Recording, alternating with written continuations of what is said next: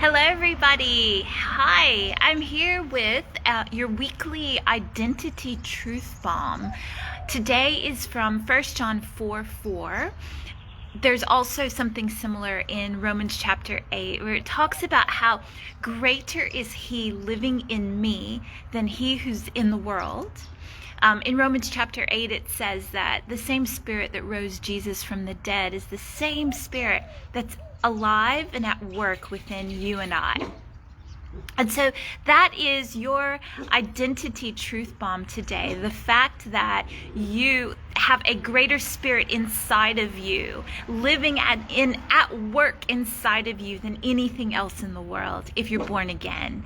Now, I like to tell my students that we have the dominant spirit. I carry the dominant spirit, and it's quite helpful actually if you do any sort of evangelism, or if you're a feeler, discerner in the spirit like I am. I'll walk into a shopping center, I'll walk into an area and I feel everything. It's like this spiritual barometer. These little antennas go up and I feel everything, and I just have to remember, actually, He who's in me is greater than all of this. You know, in America, I'd walk into Walmart, if you're from America, you know what I'm talking about. I'd feel all this stuff, and sometimes you know that it's not your own stuff. It's greater is He who's living in you than what you're feeling in the atmosphere around you.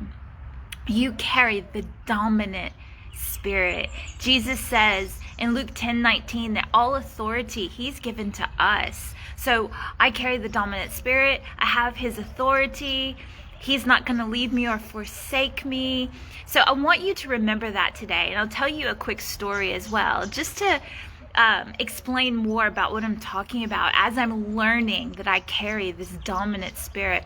I went into a shopping center recently, and I just kind of walk in, and a lot of times I just praying in tongues or singing or humming or whatever. I recognize that I carry the glory of God wherever I go. I recognize that when I walk into a space, regardless of what I feel, that I'm actually carrying heaven into that space, because I recognize that I carry a dominant spirit. And there are times where I've walked into spaces where, hi Michelle, I've walked into spaces where there have actually been, like if someone has like a demon or demonized, they actually manifest in front of me. Good morning, Julia. And so I walked into the shopping center one day, and the Lord was teaching me, this was a couple of years ago, about 2 years ago. The Lord was teaching me that I carry the dominant spirit, and to not allow my emotions to be overwhelmed by what I'm sensing in the atmosphere. I walk in, and I see from a distance, there's this gentleman, he makes eye contact with me, and he's coming towards me. But I can tell, I can feel, he feels kind of yucky. And the closer he gets to me, he's like yelling in some tongue that's not tongues. It was just some weird tongue, and it felt gross and it felt demonic. I hadn't done anything. I turned a corner, he turned a corner. It's not like I had done anything at all to him. And he gets in my face, his eyes roll back in his head, and he's like blah, blah, blah, blah, at me. And in that moment, what I could have done was get scared, melt down, try to run away, and I just realized in that moment, I felt the Holy Spirit say, you have the dominant spirit, take authority. And although we drew a crowd, I began to just yell back, shababa, shaba, back at him. And it was sort of a showdown until he actually backed away and put his head down, like my dog, who's the alpha male. If I have to dominate my dog because he wants to hold on to the stick he brought in the house, and I've got to dominate him, when I know he's submitted, when he actually like turns his eyes away and puts his head down. This guy did that. He put his head down, and then he took off running through the shopping center, like ran away from me. And in that moment, I'll be honest, I went into the car and I cried a little bit and had to process with the Lord.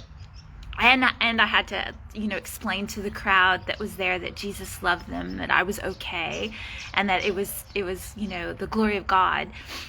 I turned it into an evangelism opportunity because I'm an evangelist. But the point I'm trying to make is that what God said to me in that moment is, you carry the dominant spirit. you carry the dominant spirit. Now, I wouldn't suggest like pushing into that. If that happens to you, obviously call the police, do whatever you have to do. But this was a moment for me to show me, to prove to me that what I carry is more powerful because it's Jesus in me, because it's the Holy Spirit. Like Romans 8 says, it's the Spirit of God. The same resurrection Spirit that rose Christ from the dead is at work in me. It's at work in you. He that's in me is greater than anything in the world. And for those like me who are feelers in the spirit, discerner feelers, and you walk into a space and you feel all these things. You felt normal until you walked into Walmart or you walked into the shopping center and you're like, oh my gosh, what's going on here? Ask the Lord to remind you. First thing I do is I say, I have the dominant spirit because of Christ. It's Christ in me, the hope of glory, Christ in me. I have the dominant spirit. And then from there, there's a clarity that comes to my mind and my emotions. Then I can be like, okay, what am I feeling and what is this for? And it's usually a prophetic clue that it's time to intercede or that someone in the area needs some prayer. But before I get to that space, and I'm teaching my students this as well, before I get to that space, I have to say, I have the dominant spirit, okay? Jesus, it's you in me. It's you in me. I have the dominant spirit. And then I'm not afraid anymore because I know that greater is he at work in me than anything else I'm encountering in the world. Again, please be safe. Please be safe. Don't go looking for it. I didn't go looking for it. I'm not telling you to go look. I'm just saying to remember that you carry the dominant spirit. So I love you, Aunt Sandy. All right. I hope that encourages you. Remember this week.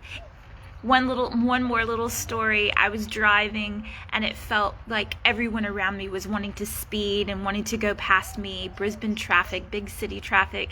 And I wanted to do the speed limit. I didn't want to do the wrong thing and I wanted to keep going. And that feeling, that pressure of stress in the atmosphere around you, and you feel like, I need to speed because everyone else is speeding. I used to feel that way in Atlanta as well. If you're from America and you've driven through Atlanta, you know what I'm talking about. Everyone's like doing way over the speed limit. But when you remember you have the dominant spirit, you can sit in peace. I sat in my car and I said, okay, I have the dominant spirit. I'm going to sit here. I'm going to drive. I'm going to follow the law. I'm going to drive the speed limit because I have the dominant spirit. And it felt like there was so much peace in my car. It felt like the other cars around me began to get slow. I don't know how to describe it. I don't know if that's really what happened or if I just felt that way, but it allowed me the opportunity to continue my trip in utter peace, because whatever was happening around me, I could just go in peace because I knew I have the dominant spirit. Greater is he living in me than anything else in the world. So that's 1 John 4:4, and you can find more in Romans 8. I hope that blesses your week. Bye.